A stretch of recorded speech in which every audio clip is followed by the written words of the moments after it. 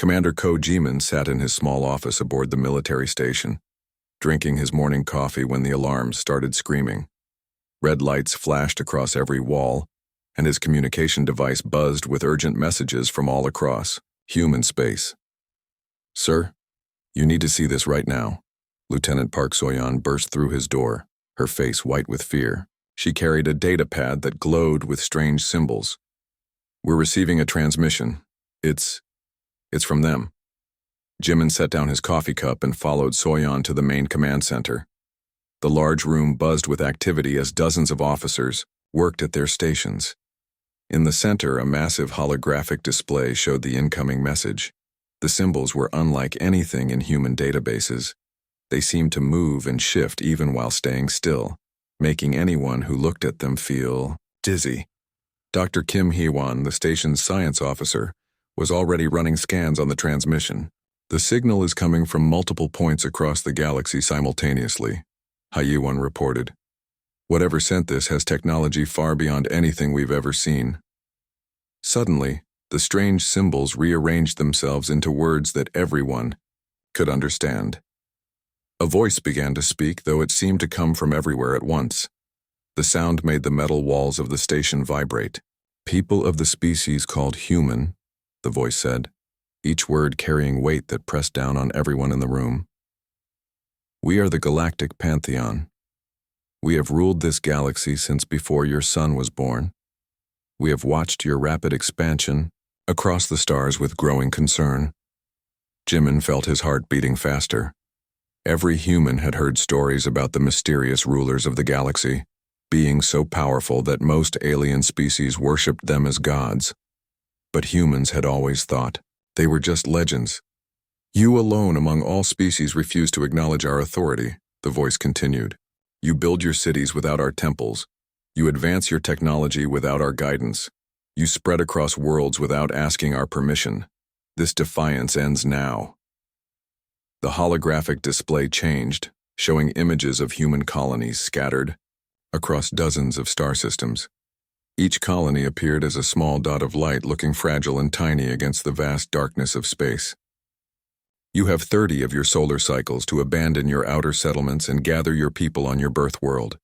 You will build temples to honor us. You will pray for our guidance before making any major decisions. You will accept your place in the natural order of things." Lieutenant Daehyun, a young officer monitoring the sensor arrays, suddenly called out in alarm. "Commander, I'm detecting massive energy signatures at the edge of our space. They're huge, sir. Bigger than anything we've ever built." The main display switched to show what their long-range sensors were picking up. Slowly, enormous shapes began to appear at the borders of human territory. They were ships, but they looked more like floating cities or ancient temples. Each one was the size of a small moon, covered in the same shifting symbols from the transmission. "These are our temple ships," the voice explained as if reading their thoughts. "Each one carries the power to reshape reality itself. We have ended the existence of species far more advanced than yours. We have turned entire star systems into monuments to our glory. We have made civilizations kneel before us with a single word." Dr. Hye-won was frantically working at her console, trying to understand the readings from their sensors. "Commander, the energy coming from those ships, it's impossible. They're not just using advanced technology. They're somehow changing the basic laws of physics around them." Captain Lee Young-ho, commander of the defense fleet, stepped forward. "Sir, should I order our ships to defensive positions?" Jimin stared at the display showing the temple ships. There were dozens of them, each one capable of destroying entire worlds according to the transmission. Humanity had built a powerful military during their expansion across the stars, but these beings seemed to exist on a completely different level. "Your weapons cannot harm us," the voice said, again seeming to respond to their thoughts. "Your science cannot explain us, your courage cannot save you. We are offering you a choice that we have not offered to any species in 10,000 years. Submit willingly, and you will live as our servants. Continue your defiance, and you will join the countless civilizations that exist now only as dust between the stars." The transmission began to fade, but the voice spoke one final time. "We will return in 30 cycles for your answer. Use this time wisely." Pray to us for forgiveness. Prepare to accept your fate. The age of human independence is over. The symbols disappeared, leaving only normal starlight on the display. But the temple ships remained, dark shapes waiting at the edge of human space like predators watching their prey. Jimin looked around the command center at his officers. Some looked terrified. Others looked angry. A few looked determined. These were the people who would have to decide humanity's fate. "Get me Admiral Park Min-ho," Jimin ordered, "and contact Dr. Jae-hyun at the Xenoarchaeology Institute. If we're going to fight gods, I want to know everything about what happened to the species that tried it before us." As his staff rushed to carry out his orders, Jimin stared at the display showing the waiting temple ships. 30 days to decide whether humanity would kneel or fight. 30 days to choose between slavery and possible extinction. But one thing was already clear in his mind. Humans hadn't crawled out of caves and reached the stars by bowing to anyone. 3 weeks had passed since the gods delivered their ultimatum, and Commander Ko Jimin had barely slept. His office was filled with reports from across human space, each one bringing worse news. The temple ships had moved closer to human colonies, and strange things were happening wherever they went. "Commander, you need to eat something," Lieutenant Soyeon said, placing a food tray on his desk. She looked worried as she watched him study the latest intelligence reports. Jimin rubbed his tired eyes and picked up a piece of bread. "What's the status on the Harmony colony?" "Still no communication, sir. The temple ship arrived there 2 days ago, and since then, nothing. Our long-range sensors show the colony is still there, but no one is responding to our calls." Admiral Park Min-ho entered the office, his uniform wrinkled from long hours of planning.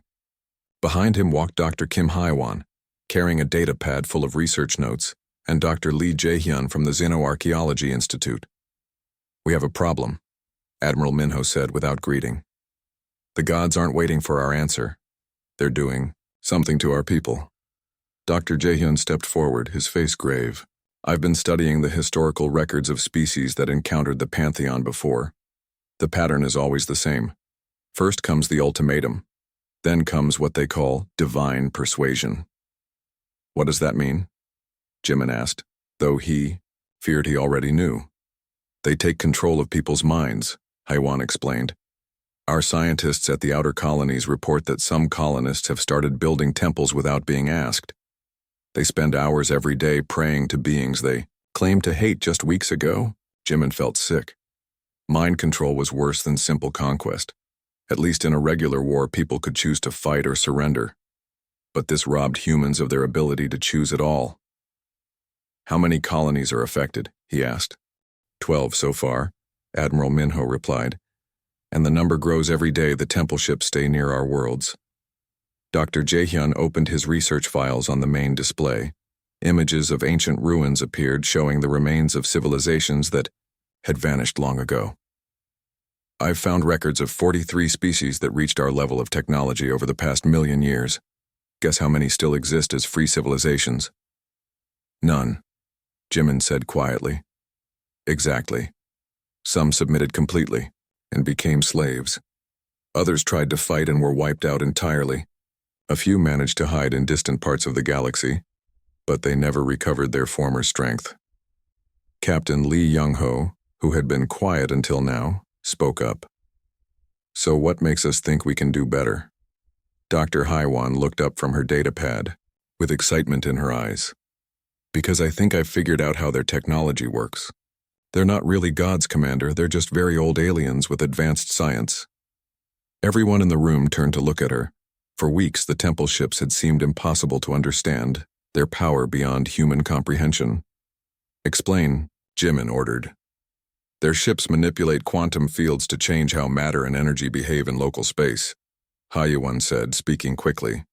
"It looks like magic, but it's actually very advanced physics.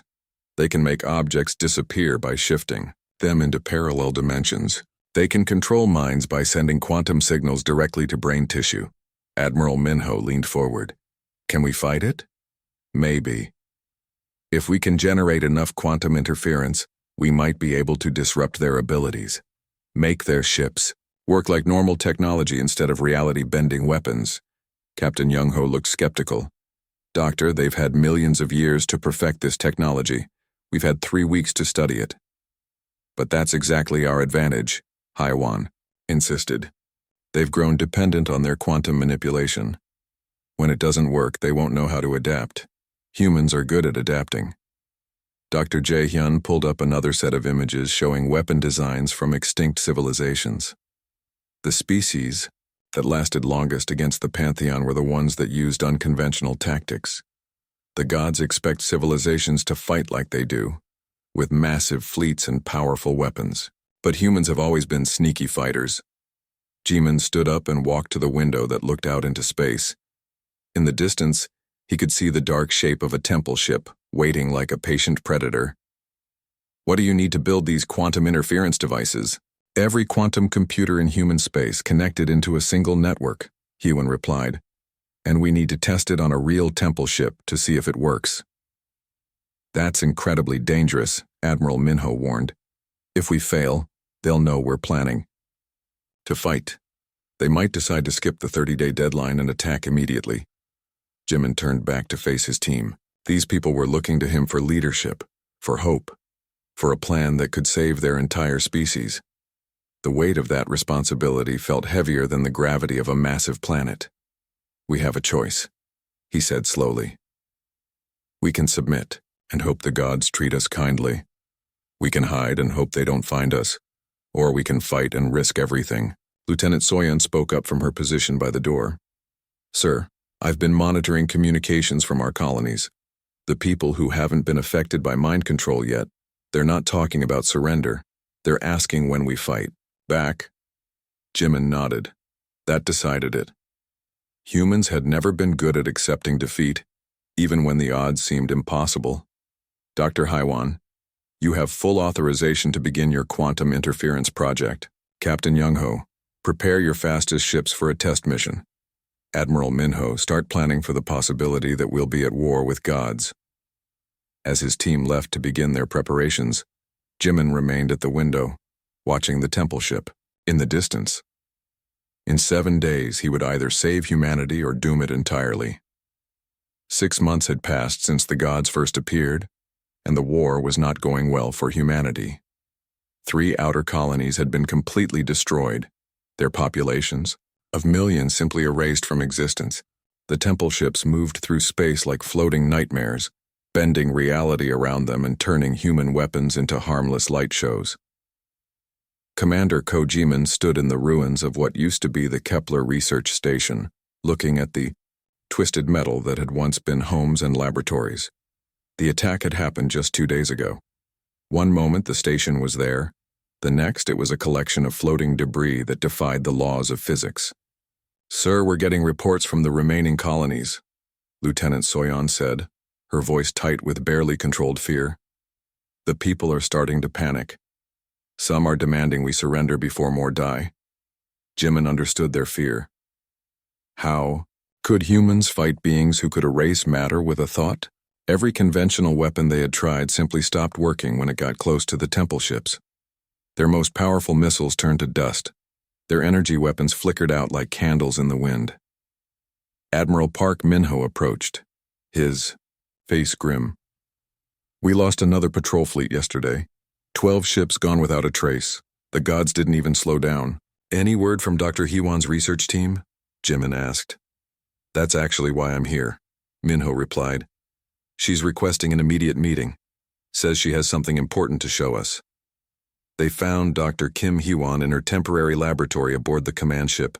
She looked exhausted but excited, surrounded by quantum computers and strange devices that hummed with energy.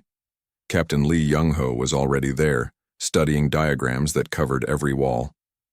Commander, I think I've found it, Hyewon said without greeting. The key to fighting the gods. What kind of key? Jimin asked, though he hardly dared to hope. Remember how I said their technology works by manipulating quantum fields? Well, I've been studying the energy signatures from their attacks. Every time they use their reality-bending weapons, they create tiny cracks in the quantum structure of space. She activated a holographic display showing complex mathematical equations. If we can generate the right kind of interference at exactly the right frequency, We can make those cracks bigger. Their own power will work against them. Captain Young-ho looked up from the diagrams. In simple terms, Doctor? We can break their magic, Heewon said with a smile. I've built a prototype, quantum disruptor. It's not much to look at. But if my calculations are correct, it should neutralize their abilities in a small area around our ships. Lieutenant Daehyun, who had been monitoring communications, suddenly called out, "Sirs, we have a problem. Long range. Sensors show a temple ship approaching the Harmony colony. They're preparing for another attack." Jimin made a quick decision. "How long until your disruptor is ready for testing?" "It's ready now," Hyewan replied. "But Commander, we've never tested it on a real temple ship. We don't know if it will work, or what the gods will do if they realize we can fight back." "The people at Harmony Colony are going to die if we don't try," Jimin said. "Captain Young-ho, how quickly can you get your ships there?" 2 hours if we push the engines to maximum," Young-ho replied. "But sir, I only have 6 ships. Even if the disruptor works, we'll be badly outnumbered." "Then we'll have to be smarter than them," Jimin said. "Dr. Hyewan, can you install your device on Captain Young-ho's ships?" "Already done, sir. I've been preparing for this moment for months." The small human fleet arrived at Harmony Colony, just as the temple ship began its attack. The massive alien vessel hung in space like a dark mountain, its surface covered with symbols that hurt to look at. Energy beams shot out from it, but instead of destroying the colony's defensive platforms, something strange happened. "The disruptor is working!" Hyewan shouted over the noise of the ship's systems. "Their weapons are operating like normal energy beams instead of reality-warping attacks." Captain Young-ho immediately ordered his ships to attack. Human missiles, no longer turned to dust by impossible physics, struck the temple ship's hull. Explosions bloomed across its surface, and for the first time in the war, alien technology began to fail. The temple ship tried to escape, but Captain Young-ho's ships were faster and more maneuverable. They surrounded the massive vessel, their quantum disruptors preventing it from using its reality-bending abilities. Within an hour, the first temple ship in galactic history was destroyed by conventional weapons. The victory sent shockwaves across known space. On worlds throughout the galaxy, enslaved species looked up at the stars and whispered words they had almost forgotten. Hope, resistance, freedom. But the gods' response was swift and terrible. The new Beijing colony, home to 2 million people, was completely erased from existence as punishment for humanity's defiance. Not destroyed, erased, as if it had never existed at all. Jimin received the news while celebrating the victory at Harmony Colony. The joy of winning humanity's first battle against the gods was immediately crushed by the weight of 2 million deaths. He had proven that the gods could be defeated, but at what cost? "Sir," Lieutenant Soyeon said quietly, "we're receiving messages from alien species across the galaxy. They want to know how we did it. They want to join the fight." Jimin looked out at the debris of the destroyed temple ship floating in space. Humanity had shown the galaxy that gods could bleed. Now the real war would begin, and there would be no turning back. The age of divine rule was ending, but the price of freedom would be higher than anyone could imagine. 1 year after the first temple ship fell, Commander Ko Jimin found himself in a situation he never could have imagined. His command center was filled with alien beings from across the galaxy, species that had been slaves to the gods for thousands of years, but were now planning their freedom. "The Draknari warriors are ready to fight," announced General Kang Unsu, speaking for the fierce reptilian species that had secretly contacted humanity months ago. They have ships hidden in the outer regions of their home system. Beside him stood architect Song Bomi, representing the insect-like Vex engineers. "My people have been building quantum disruptors in secret factories. We have enough to equip 200 ships." Captain Park Junho, who had spent months traveling between star systems as a messenger, stepped forward. "The shift runners want to help too. They know every secret route through God-controlled space." Jimin looked around the room at faces both human and alien, all united by a single desire: freedom. Dr. Kim Hyewon's quantum disruptor technology had spread like wildfire through the underground resistance networks. Each species had adapted it to their own needs and abilities. "The gods are responding to our success," Admiral Park Min-ho reported, his voice serious. "Our scouts report massive temple ships gathering at the Trinity Nebula. Intelligence suggests they're building something there." Lieutenant Soyeon brought up a holographic display showing the nebula region. "Our long-range sensors can't penetrate the interference, but the energy readings are enormous. Whatever they're building, it's the size of a small star system." Dr. Yi, Lee Jae-hyun, who had been studying captured god technology, looked worried. "I've been analyzing the wreckage from destroyed temple ships. The gods have been holding back their true power. The ships we fought so far were just scouts compared to what they're capable of building." "What do you mean?" Jimin asked. "Reality bombs that can unmake entire solar systems, stellar engines that can move stars like weapons, and something called void devourers that consume the basic structure of space itself." Captain Lee Young-ho, now commanding a mixed fleet of human and alien ships, shook his head. "How do we fight weapons like that?" "The same way we've been fighting," said Dr. Hyewon. "Together, using tactics they don't expect." Over the following weeks, reports came in from across the galaxy. The Draknari had destroyed 3 temple ships in their home system using coordinated attacks. The Vex had sabotaged a god facility that controlled the minds of an entire planet. The Shift Runners had guided human fleets through impossible routes, allowing surprise attacks on god positions. But the gods were learning too. They began using new weapons that could partially overcome the quantum disruptors. Their retaliation grew more severe, with entire species facing extinction for daring to rebel.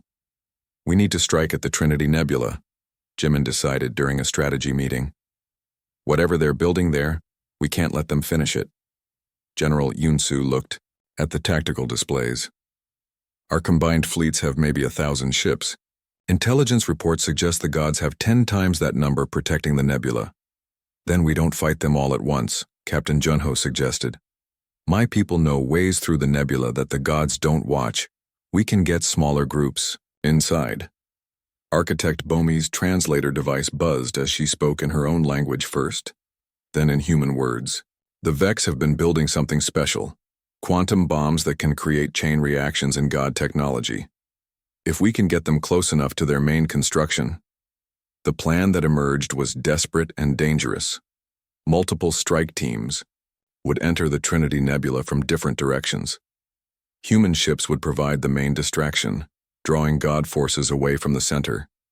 Draknari warriors would engage in close combat, something the gods were not prepared for. Vex engineers would plant their quantum bombs at key locations. Shift runners would guide everyone through the maze of dangerous space. As the Allied fleets gathered for the attack, Jimin received a personal message from an unknown source. The transmission showed a being that looked almost human, but with eyes that held the weight of millions of years. "Commander Jimin," the being said, "I am what your people call a god. We have watched your species with interest. You show promise, but you do not understand the forces you are fighting against." "Explain it to me," Jimin replied to the recording. "The universe is chaos without guidance. We have brought order to the galaxy for longer than your species has existed. Without us, civilizations destroy themselves. We have seen it happen countless times." The message continued. "Your rebellion will fail, and when it does, billions will die in the chaos that follows. Submit now, and we will be merciful. Continue this path, and you will learn why we are called gods." Jimin deleted the message without sharing it with his staff. He had made his choice months ago when the first human colony was erased from existence. Freedom was worth fighting for, even if the cost was higher than anyone wanted to pay.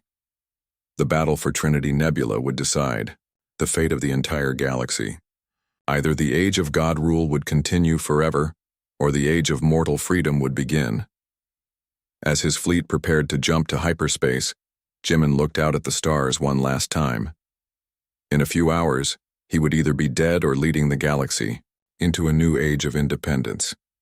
The dice were cast. The final battle was about to begin. The Trinity Nebula burned with the light of 1,000 dying stars as the final battle raged across 3 solar systems. Commander Ko Jimin's flagship shook from another impact as god weapons tore through the Allied fleet. Half of his ships, were already gone, but they had reached the center of the nebula where the gods' ultimate weapon waited. The construct before them defied imagination. It was larger than most planets, a twisted maze of metal and energy that seemed to exist in multiple dimensions at once. Streams of power flowed between massive towers, and at its heart pulsed something that made reality itself bend and twist. "Commander, we're receiving a transmission," Lieutenant Soyon reported, her voice strained from hours of combat. "It's coming from inside the construct." The main display flickered, showing a chamber filled with beings of impossible beauty and terrible power. They stood 12 feet tall with features that seemed almost human but perfected beyond mortal limits. Their leader stepped forward, and when it spoke, the words carried the weight of eons. "Mortal creatures," the being said, its voice echoing through dimensions. "You have come far, but your journey ends here. I am the first of the Pantheon, older than your sun, wiser than your species' entire history." Jimin activated his communication system. "I am Commander Ko Jimin of humanity. We've come to end your tyranny." The god smiled, an expression that was both beautiful and terrifying. "Tyranny?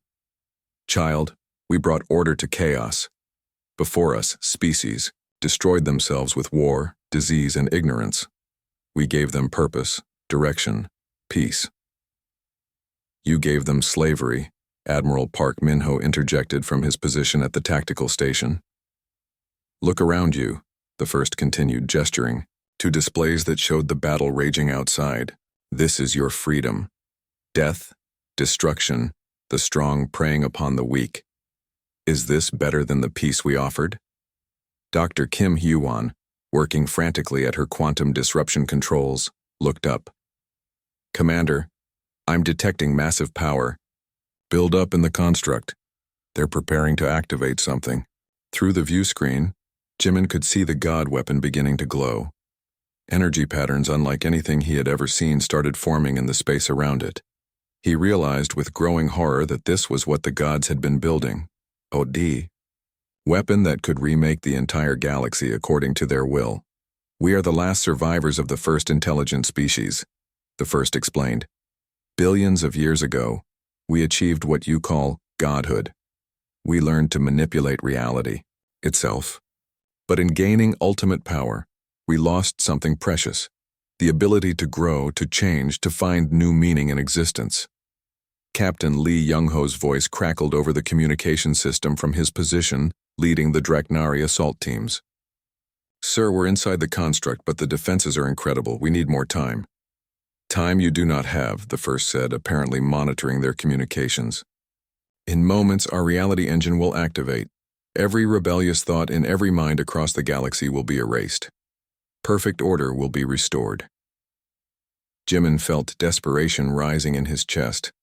They had come so far, sacrificed so much, only to face defeat at the final moment.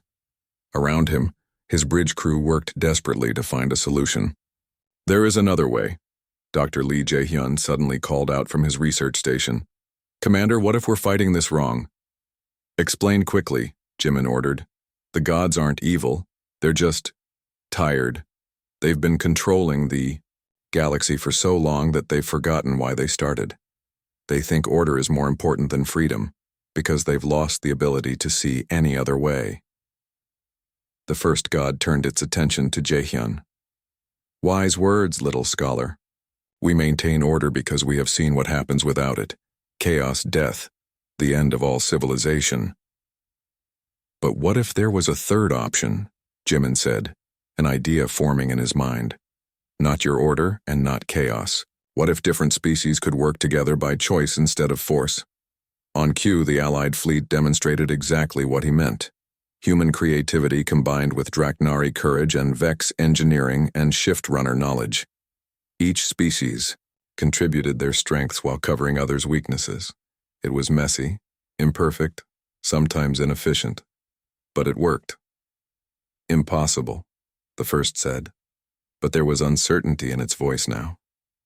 "Look around you," Jimin replied. "Dozens of species working together, fighting for freedom. Not because someone forced them to, but because they chose to. That's what you've been missing for all these billions of years." The gods stared at the tactical displays showing the battle. Species that had been enemies for millennia were fighting side by side. Beings with completely different biologies and cultures were coordinating their actions through mutual respect rather than imposed authority. Even if what you say is true, the first said slowly, the damage is done. This war has killed billions. Entire star systems lie in ruins. How is this better than the peace we maintained? Because it's our choice, said General Kang Yunsu over the communication system. We chose to fight. We chose to die for freedom rather than live as slaves. That choice makes us who we are. For a long moment, the first stood silent. Around. The other gods waited for orders that didn't come. The reality engine continued to charge, but more slowly now, as if its creator was having doubts. Finally, the ancient being spoke. Perhaps it is time for us to rest. We have carried the burden of galactic civilization for too long. But know this, mortals. If you fail, if you destroy yourselves with your precious freedom, the blood of trillions will be on your hands.